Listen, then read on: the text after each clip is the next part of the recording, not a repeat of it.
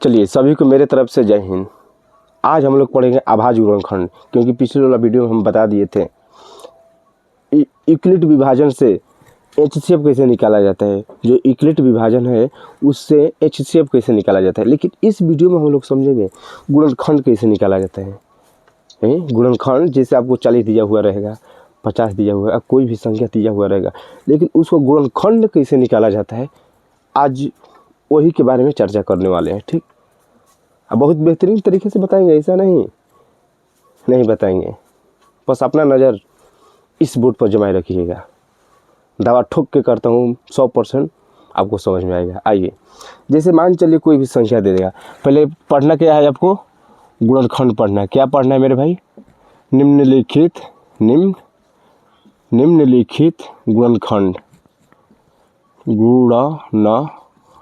क्या गुणनखंड, right, गुणनखंड, right. निम्नलिखित को गुणनखंड के रूप में व्यक्त कीजिए, या बनाइए, या सोल्व कीजिए, या हल कीजिए, या ज्ञात कीजिए। कोई भी बात करिए, सब बात बरोबर है, यानी सब बात एक ही है।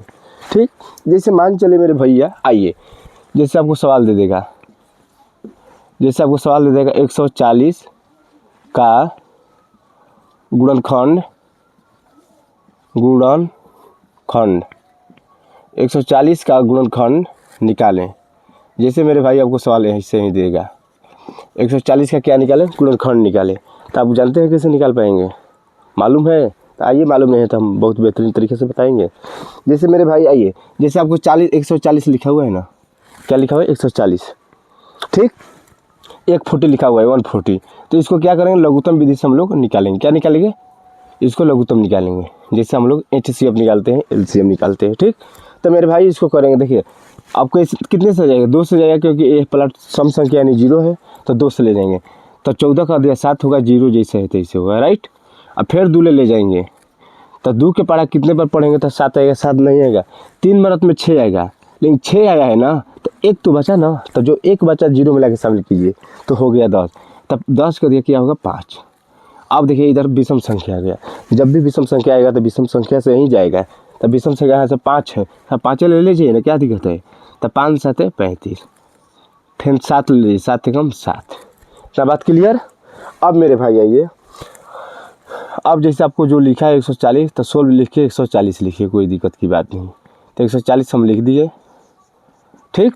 अब मेरे भाई देखिए कितना कौन कौन संख्या है, 1 2 2 को 2, तो पहले लिखे 2 को 2, ध्यान दीजिएगा, ठीक। अब लिखा है 1 5 1 7, तो लिखिए 1 5, गुणा में लिखना है टोटल, 1 5 1 7, बस हो गया। अब देखिए मेरे भाई, अब आप सभी को ये बात देखना है, एक ही बात कौन कौन है, जैसे एक ही संख्या इसमें कौन कौन है, तो कहिएगा एक ही संख्या, 1 2 है, एक और 2 है, मतलब 2 को 2 है। जब 2 को 2 है तो हम 1 2 लिख के कपार पर 2 लिख सकते हैं, कोई दिक्कत की बात नहीं, क्योंकि सभी लोग जान जाएंगे नहीं, 2 के कपार पर जब 2 है तो 2 को 2 2 है, ठीक। अब देखिए 5 में कितने बार है, तो 1 ही बार है, तो इसको गुणे में उसे छोड़ देंगे। 7 कितने बार है, तो 7 1 ही बार है, तो इसको लिख देंगे, बस इसका आंसर हो गया। बात समझ में आया, हाँ। और देखिए जैसे और दे देगा आप सभी को, जैसे दे देगा 160 का गुणनखंड 160 का गुणनखंड निकाले। क्या करें, निकाले, दिख रहा है भंडू लोग, हाँ 160 का क्या निकाले, गुणनखंड निकाले, ठीक। तो देखिए मेरे भाई, जब भी आपको कोई भी संख्या देगा तो पहले उसका लघुत्तम आप सभी को, तो पहले तो आप सभी को पूरा लघुत्तम पूरा बेहतरीन तरीके से आना चाहिए, बहुत समझते ही हैं।